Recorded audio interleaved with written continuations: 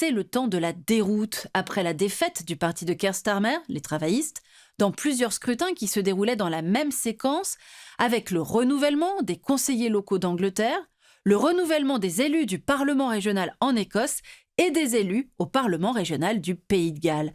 Le grand gagnant de ces scrutins, c'est cet homme, Nigel Farage, et son parti Reform UK, qui propose une politique aux antipodes de celle de l'actuel Premier ministre. Farage défend en effet une politique anti-migrants, anti-mesures pour le climat et anti-Europe. Au-delà, c'est la confirmation, comme dans d'autres pays européens, de la fragmentation du paysage politique. Fini l'alternance simple entre travaillistes et conservateurs. Désormais regardez en ce qui concerne les conseillers locaux d'Angleterre, Reform UK est en tête, suivi des travaillistes, des libéraux-démocrates, des conservateurs et des Verts, ces derniers ayant augmenté leur nombre d'élus.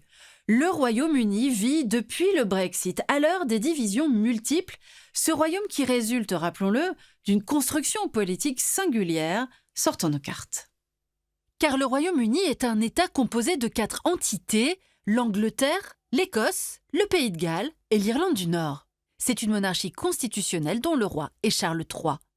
Ainsi, le Royaume-Uni est différent du modèle d'État-nation qui prévaut sur le continent européen.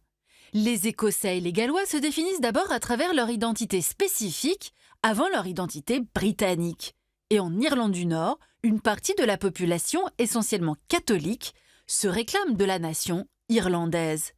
Ces nations constitutives, selon le terme officiel, bénéficient d'une autonomie croissante depuis la fin des années 1990. C'est le processus de dévolution lancé par Tony Blair. D'importantes compétences sont dévolues aux assemblées d'Écosse, d'Irlande du Nord et du Pays de Galles.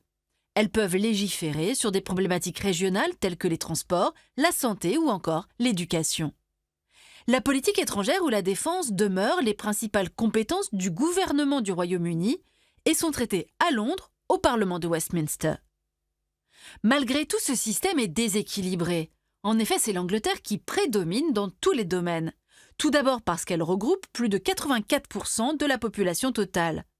Ensuite parce qu'économiquement, l'Angleterre contribue à 86% au PIB britannique. Et enfin, politiquement, puisque les députés anglais représentent 82% des parlementaires élus à la Chambre des communes.